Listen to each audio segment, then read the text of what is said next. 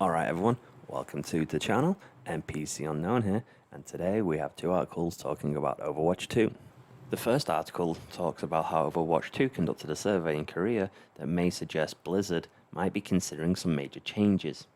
A new survey suggests that Blizzard might be considering a major gameplay change when it comes to Overwatch 2. So the article talks about when Overwatch first launched, it pretty much let players run wild with team competitions, so you could have 6 tanks, 6 damage, or 6 support. You could play as the same characters, you could play as whoever. There were no restrictions in place, allowing players to use multiple of the same hero on one team and basically do whatever they wanted. The game was fun.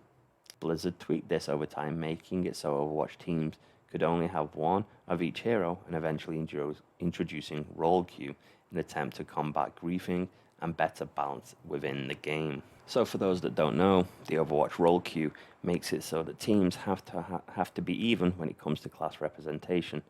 In the original Overwatch game, as they exist now, this means that 2 players are assigned to the damage role, 2 are tanks, 2 are support. Overwatch is reducing this as the number of heroes per team is going down from 6 to 5, with 2 damage, 2 support, and 1 tank. But the general concept is going to remain the same in Overwatch 2. To say that the role queue has been diverse since its introduction is saying like water is wet. Some fans praising it for making matches fairer and less frustrating, where others have criticized it for potentially limiting any given team's creativity. The big issue that many fans have with role queue, though, is that it has resulted in some incredibly long matchmaking times, and the problems have unfortunately carried it over into the Overwatch 2 beta. So the article says it's not uncommon for players to be waiting 10 minutes or longer to get into games into Overwatch 2 beta. If you're on the Asian servers where this survey was conducted, you can be waiting 15 to 20 minutes to play a damage character if you're not using those priority pass things that they do.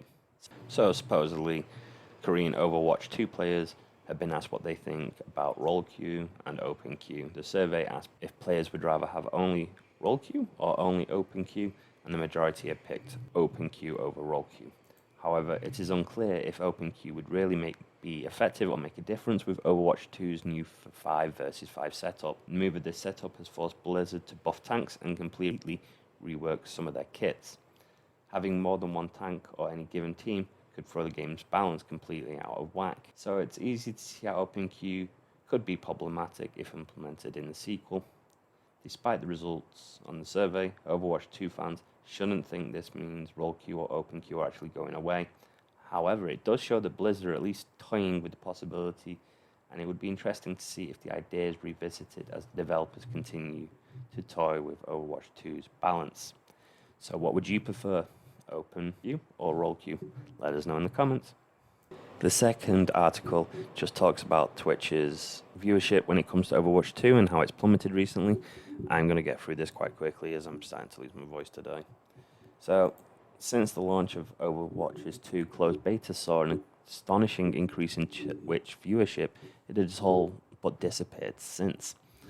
Overwatch 2 recently debuted with Blizzard launching a closed beta for the online multiplayer shooter sequel. The developer pulled out all the stops with Overwatch's 2 debut, partnering with a significant number of high-profile Twitch streamers. Around 1.5 million concurrent viewers turned into Overwatch 2 when it started. That's a high and astonishing number for any game.